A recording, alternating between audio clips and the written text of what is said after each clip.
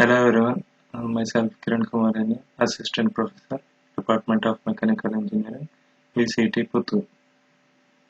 Today I am going to conduct a lecturing on finite element analysis, module 2 of your syllabus. Okay, that is the unit 2 I am going to choose, that is 1D bar element. In that the stresses, strains, displacements developed in the bars elements that we are going to study. Okay, as you see from the figure where this is a schematic representation of a bar element with the one-dimensional elements that we have seen in the first unit. Okay, this is a complex model. As you see, we will choose a simple model in the next subsequent derivations. Okay, as you know, whenever we want to develop the stresses and strains, we should always consider the terms, that is area of the element, Young's modulus, and length of the element, which is much needed for any calculation of the parameters. Okay, as well as the unit system. So unit system is also, which is very important, that is the coordinate system. So we will see all this together in the next derivation. Okay, derivation of stiffness matrix of the bar element. So whenever you want to develop the strains or the stresses, we should know the displacement. Okay, that is what we have seen in the previous module 1. So once we get the displacements, we can develop the equations of the values for the strains. Once you know the strains, you will calculate stresses. Okay, so in order to do that, first the main idea is to develop the displacement relationship. Okay, that is the stiffness matrix. So why stiffness? Because we know that from our basic mechanics of materials, force is nothing but related to displacement with the stiffness coefficient value, that is F is equal to kx. If you consider the spring, in the spring we are having the equation F is equal to k into x, that is force is related to k is the stiffness term and x is the displacement term. Okay, so I want the displacement. So in that if I choose 1D element, then it is of the 2 cross 2 matrix we are going to set, that is the matrix form we are going to develop the stiffness values. Okay, that's why it is called a stiffness matrix.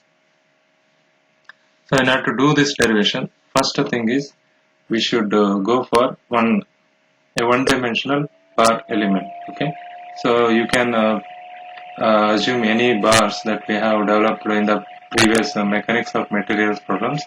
Okay, the simple bar problem as well as stepped bar problems and tapered bars. Okay, all these problems that we might have seen previously.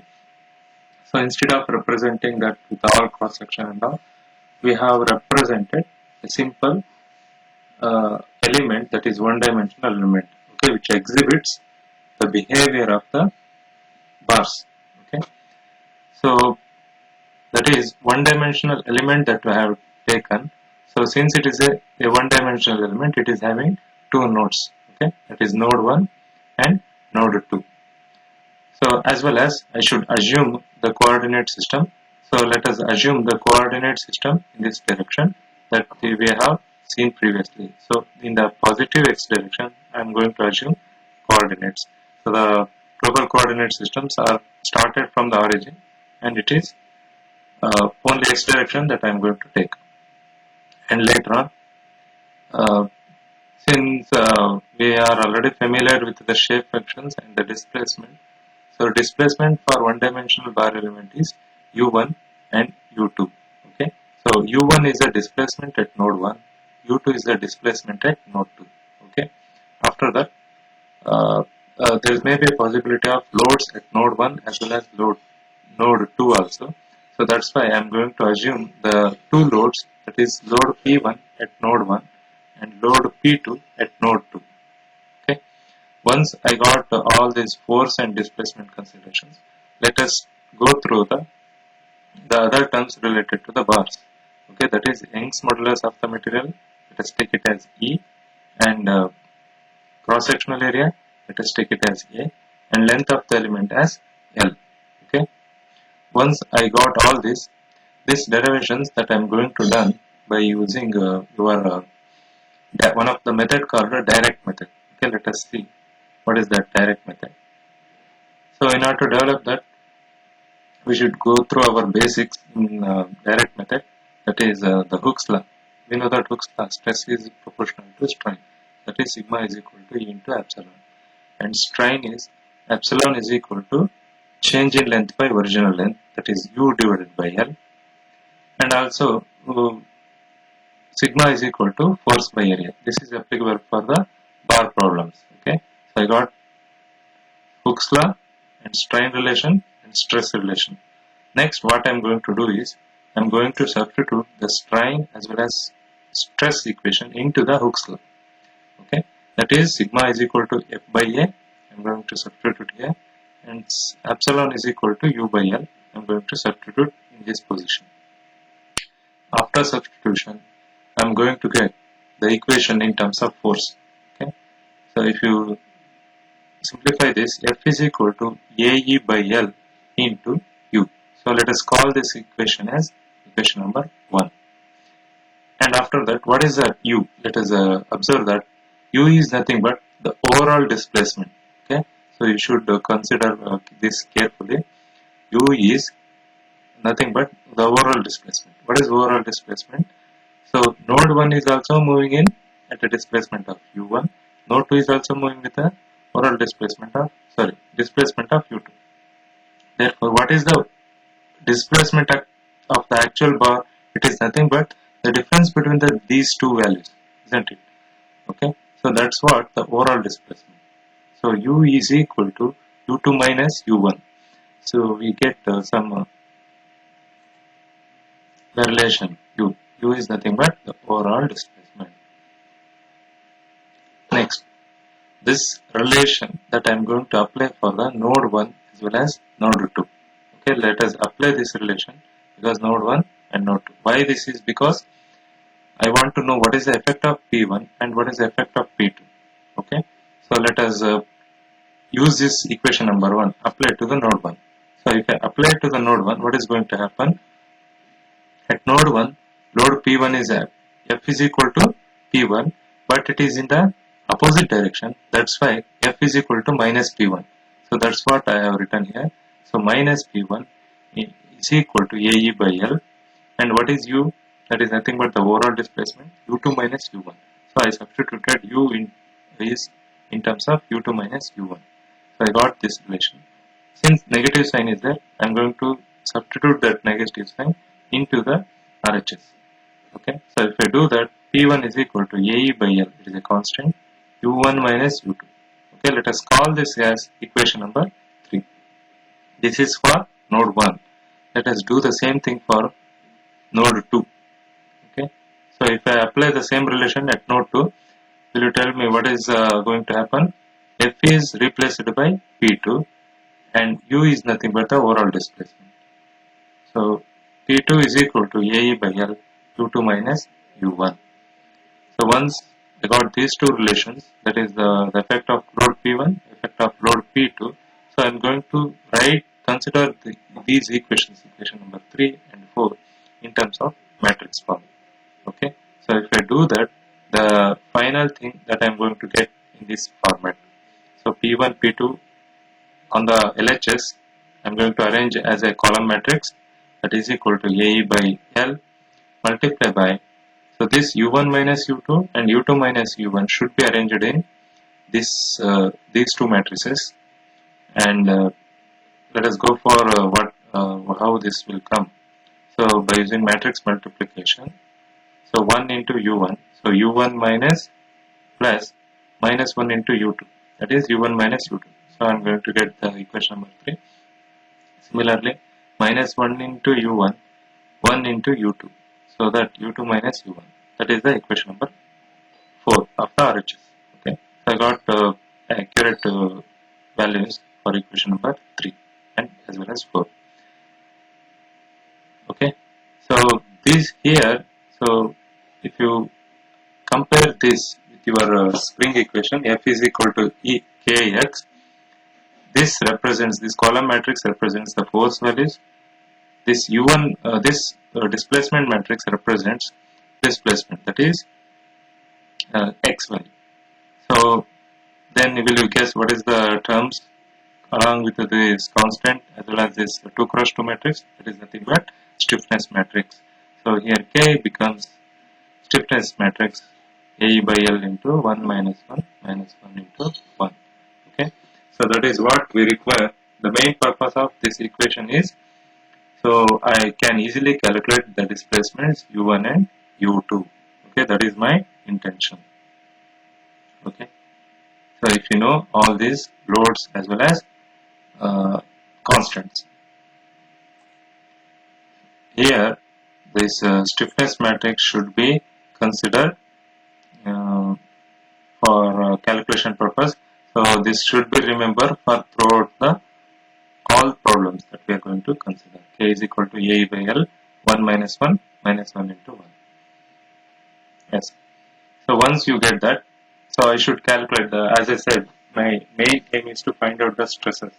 Okay. Now to find out the stresses, some few more derivations that I am going to cover right now. Let us see into that by considering the shape functions that we derived previously in the module 1 of one-dimensional element. So we already know that U is equal to U of x is equal to U1 into N1 plus U2 into N2. Okay, so that is what represented in terms of matrix 1. So we already derived this, so you need to remember this one. So U1 into N1 plus U2 into N2.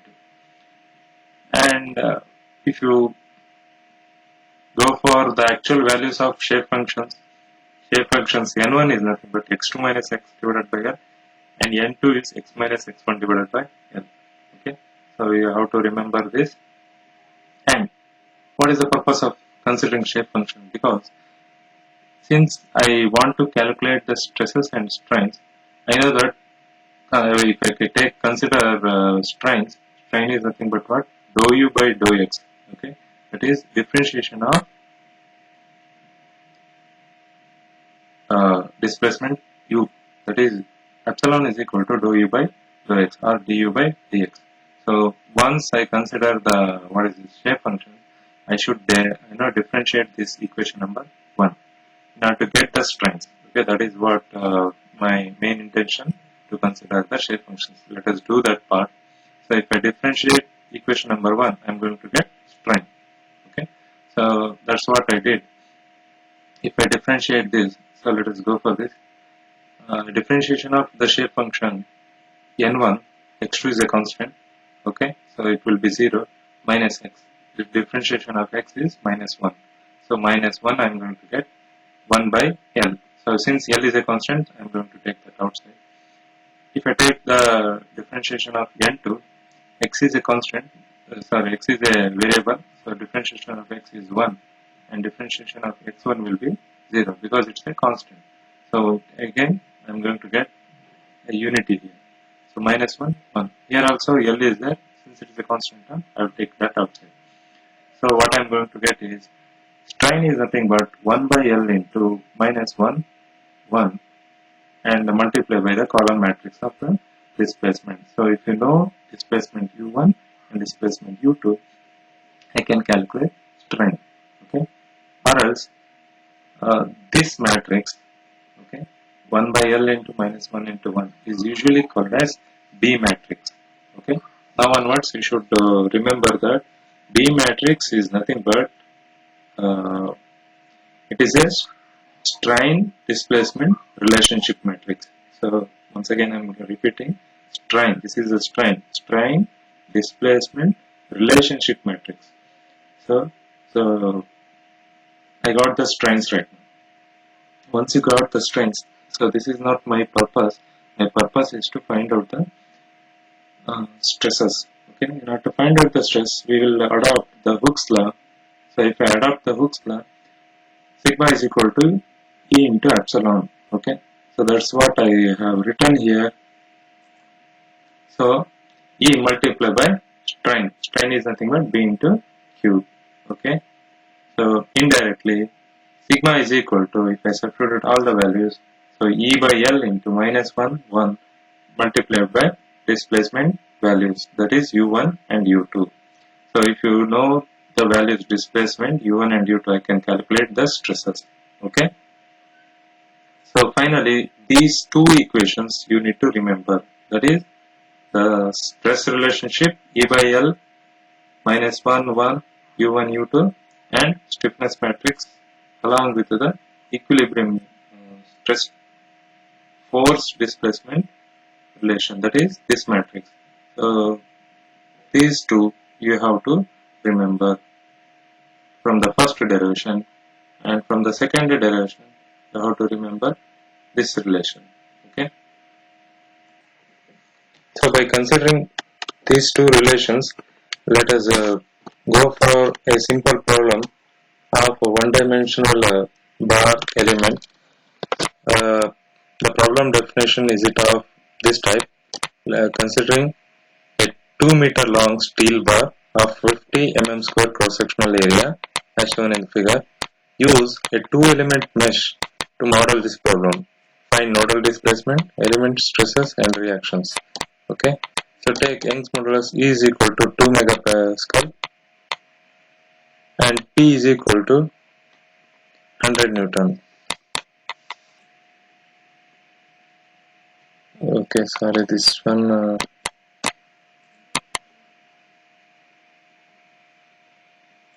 this should be 2 gigapascal.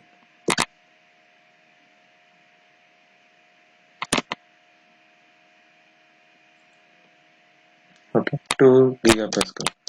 So once I get this, next let us look into the actual model. So it is of this type, a simple bar problem that we have seen in your FEA lab also. So a simple uniform cross-section bar which is shown, where one side it is fixed and on the other side load is applied. So length of the bar will be 2 meter and cross-section will be 50 mm square. Okay, so once I got all this, let us look into the steps involved in FEM. Okay, so that we have seen previously in the first module. So what is the first step in the FEA is discretization of the domain. Okay, so discretization of the structure. So if for the discretization you have to discretize that into a number of elements. Okay, it may be 1, 2 depending on your judgment. I can go for a single element itself for this problem that we have done in the FEA lab, but in the problem definition he said that I should go for 2 element mesh. Okay, so means I have to consider 2 elements for this problem. So although I can solve this by using a single element, I should stick on to the problem statement. Okay, that is 2 element I have to consider. So let us go for 2 element considerations, where if I consider 2 element, what will be the number of nodes? It will be 3 only. Okay, so element 1 and element 2. So while considering these 2 elements, it should be divided equally. That is also your first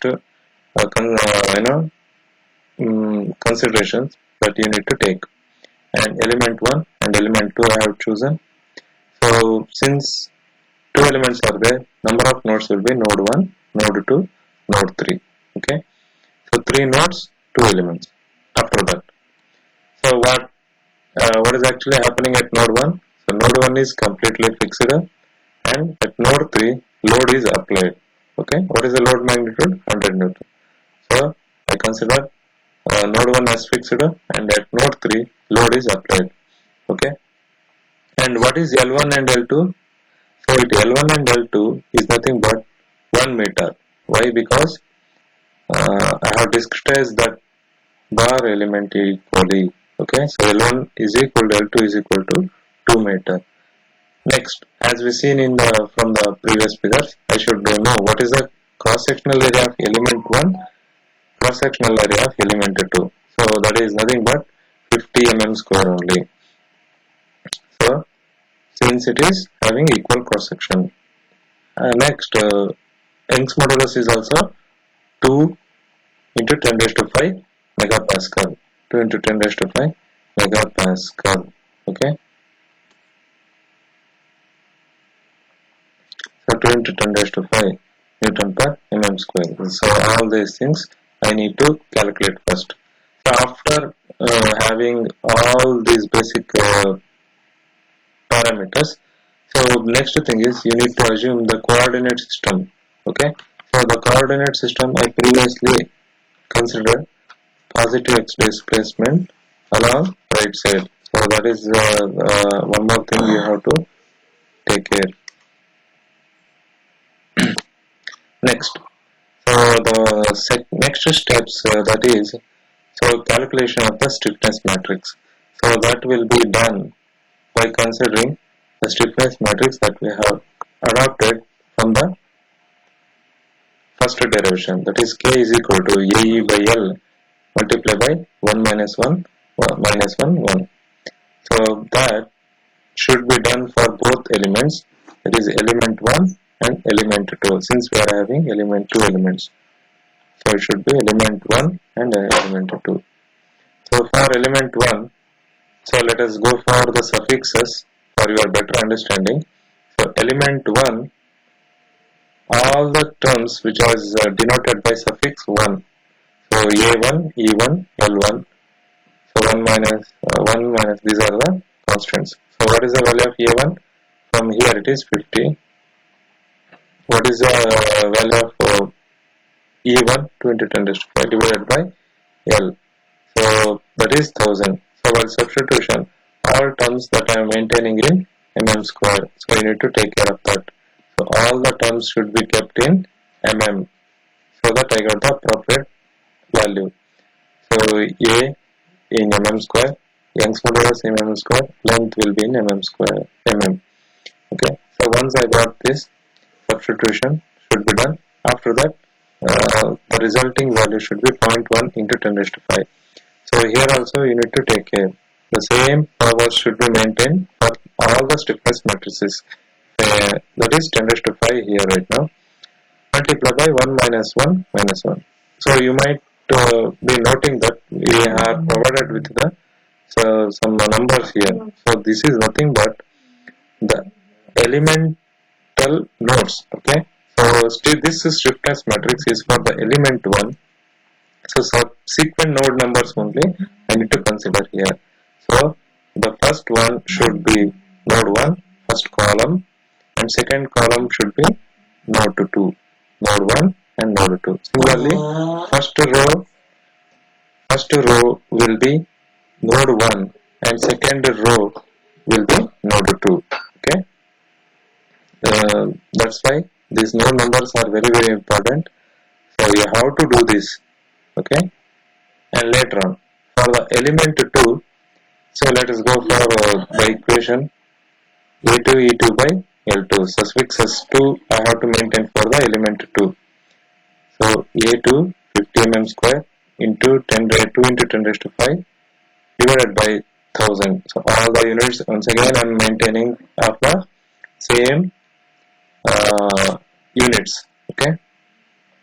Once I did that, obviously since all the values are same, I am going to get the same value 0.1 into 10 raised to 5. So note that I am maintaining the same powers. Okay.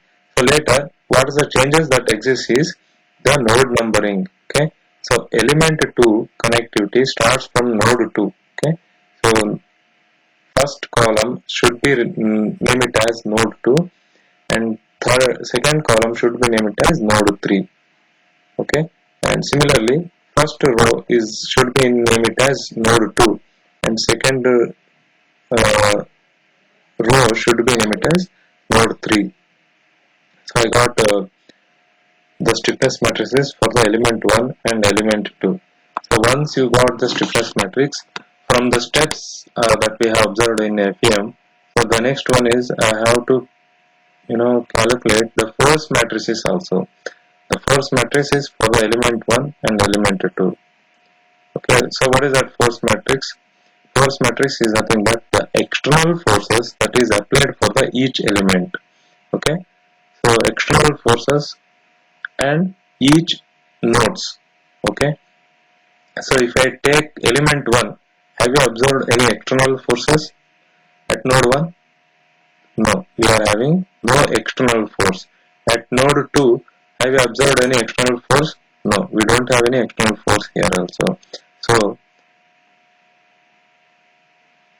the matrix that I am going to get is F1 that equal to 0, F2 that equal to 0. So only column matrix I am going to get here.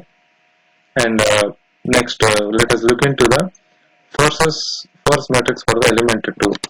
So for the element 2, so if I take the node 2, we don't have any external force, and at node 3 we are having some external force, that is P. So node 3 is having the load of magnitude 100 Newton. So what is the matrix that I am going to get? F2 equal to 0, but F3 equal to 100. Similar to stiffness matrix, here also the node numbering should be represented. That is, this one should be represented as node 1, should be represented as node 2. This is for the element 1. For the element 2, this has node 2 and node 3. Once we calculated all this, I should go for the global force equation. Okay, so what is that global force equation? That is a 3 cross 3 matrix, 1 cross 3 matrix I am going to get, or 3 cross 1. Okay, 3 cross 1 matrix I am going to get. You might confusing here it is of 2 cross 1 matrix, but how come it becomes 3 cross 1? This is because since we are having 3 forces, I should arrange only the nodal forces. So node 1, node 2, node 3. Okay, so once I arrange all these forces according to the node numbers only, so that's why I got 3 cross 3 matrix. After that, what is the force at node 1? We are having 0. And what is the force at node 2? While observing the node 2 forces, I have to consider the elemental equation of the first one and second one. So the first one, we are having 0 force, 0, and from the second element also we are having 0 force only. Okay, that is 0 plus 0. So once again it becomes 0. For F3, will you find any F3 quantities here? No. Will you find any F3 quantities here? Yes, that is 100. So I got a 3 cross 1 matrix for the overall problem. Okay, this is for the overall problem, usually called as global force equation. And similarly, I need to develop that for the stiffness matrix. Okay, so let us look into this stiffness matrix. So in stiffness matrix, as I said, only the nodal quantities I have to consider. So since we are having 3 nodes, that is 1, 2, 3. So I am going to get the final matrix as 3 cross 3 matrix. Why? Because we are having 3 nodes or 3 degrees of freedom. Okay. Next, I need to consider the each quantities from your stiffness matrix. So 1, 1 consider the position, the nodal degrees of freedom 1, 1, having the values of 1. Okay, that is 1. Next, 2, 1. The values that I am talking is overhead numbers. That is nodal degrees of freedom. So that you have to observe. The 2, 1. Okay, which is having 2, 1, minus 1. Okay, and we don't have any 1 quantities from the second matrix.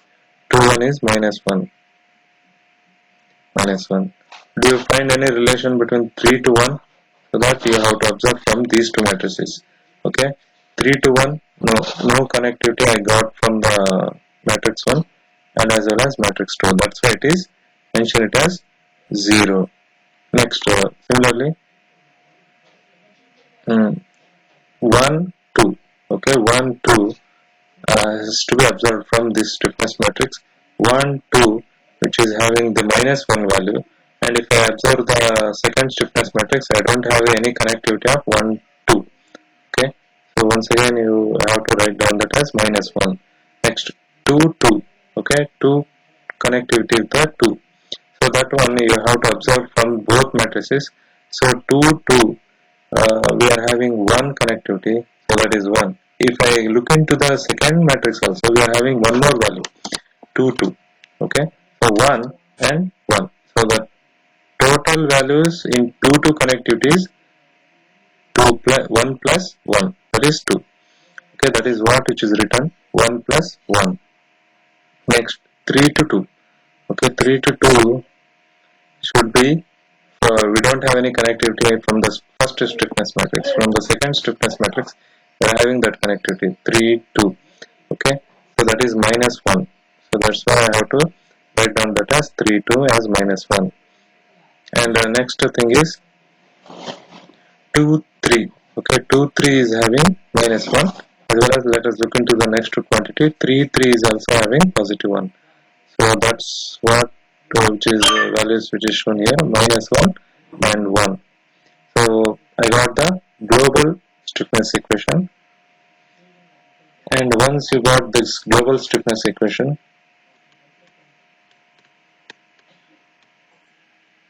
that should be related to the global nodal displacement. Okay, so that is F is equal to K into X. Okay, that relation that I am developing right now, I got the stiffness values along with the stiffness values, and that should be multiplied by the global displacements. Global displacement matrix consisting of the unknown quantities, that is the displacements U1. Since we are having 3 nodes, so each node having one displacement, that is U1, U2, U3. So this matrix consisting of 3 unknown quantities U1, U2, U3, and that should be equal to force parameters, that is global force equation, 0, 0, 100, 0, 0, 100. So that's what I have written on F is equal to Kx format. So K stiffness matrix, that is 3 cross 3 matrix. X is nothing but this displacement, global displacement, and this is the force equation. All terms should be global. Next, once I mentioned the global equilibrium equation, next purpose is apply the boundary conditions. Okay, if you go for FEM steps, next one I should apply the boundary conditions. If I apply the boundary conditions from the figure, you are getting that node 1 is having completely fixed. What is the indication? The displacement node 1 is 0. Okay, that is from the boundary condition. So that I can apply that here right now. How to apply that? By using one of the method called elimination method. So what is that elimination method? It is nothing but if the values are 0, okay, if the values are 0, that particular rows and columns has to be eliminated. Okay, so since node degrees of freedom, node 1 is completely fixed, the terms in the node 1, that is U1, should be eliminated. This one and this one. So why this one? This is having the parameters related to the node U1 and this row matrix, row as well as column. So if I eliminate all these terms, then the resulting matrix will be 2 cross 2 matrix. So you should observe, I am going terminating, that's it. I should terminate this column, I should terminate this column. While terminating, along with the stiffness values, you have to terminate the displacement matrix as well as the force matrix, so that I am going to get 2, minus 1, minus 1, 1, multiplied by U2, U3, 0 0 along with this 0.1 into 10 raised to 5. Yes, that's what which is written here. 0.1 into 10 raised to 5, 2 minus 1, minus 1, 1, u2, u3, 0, 100. Okay, so I just terminated the terms related to the node 1. That's it. Okay, so once you get this, we are having two unknown quantities, u2 and u3. So how will you solve this? To solve this, I can go for the matrix multiplication. For the PPT presentation, I need to go for this. Otherwise, I can go for the inverse method, matrix inverse method. That is, we'll solve in the classes. Okay. So if I do the matrix method, that is 0.1 into 10 raised to 5, 2 into u2 minus into u3. That should be equal to 0. Okay, that's what it is written. So that I got first equation. Second equation, 0.1 into 10 raised to 5 minus 1 into u2, 1 into u3, minus 1 into u2, that is minus u2, plus 1 into u3, plus u3, that is equal to 100. Okay, so likewise you need to simplify. Once you simplify this, next you have to observe these two equations. These two equations which is having that only two unknown quantities u2 and u3, two unknowns, two equations. So substitute all these values in your calculator, so that I am going to get the values of u2 and u3. So if you do that, I am going to get u2 as 0.01 mm and u3 as 0.02 mm. So this is where I got a big break, that is the displacement. Finally, I am going to get. So once you got the displacements, the next step is to find the stresses. Okay, so how will you find the stresses? That is by using the equations that we have seen from the second derivation. So sigma is equal to E by L minus 1 1 U1 into U2. So suffix 1 represents, that is for the element 1. So sigma 1 is equal to Young's modulus E1 divided by L1. So E1 is 2 into 10 raised to 5. L1 is 1000 minus 1 1. So what is the values of U1 and U2? Why it is U1 and U2? First I am going to tell that these terms are the displacement for the element 1. So element 1 which is having U1 displacement and U2 displacement. Okay, that's why I am going to take those two terms only. So what is the value of U1? From the boundary condition it is 0. What is the value of U2? That is 0.01. So once I substitute that, and if you do the matrix multiplication, I am going to get stress sigma 1 is equal to 2 into 10 raised to 2 megapascal. Similarly, for the element 2, so you need to take care. So sigma 2 is equal to E by L2. So all the terms should be related to second element only. After that, what we call the displacement quantities, you have to highlight this. Displacement quantities are related to the nodal values of the element 2, that is U2 and U3. Okay, so once you maintain this equation, next it is a part of substitution. 2 into 10 raised to 5 divided by 1000 minus 1 1. So U2 is 0.01 from the previous values and U3 is 0.02. It's 2 megapascal. So that is where we got the solution. So I hope you are familiar with these problems. Okay, so carefully go through this presentation, and if you got any problem related to this, okay, you can ask me for any doubts. Okay, so right now I'm going to wind up with this the first problem. So as you know, the problems are a little bit lengthy. You have to concentrate for each word that I specify. Okay, thank you everyone for your patience listening.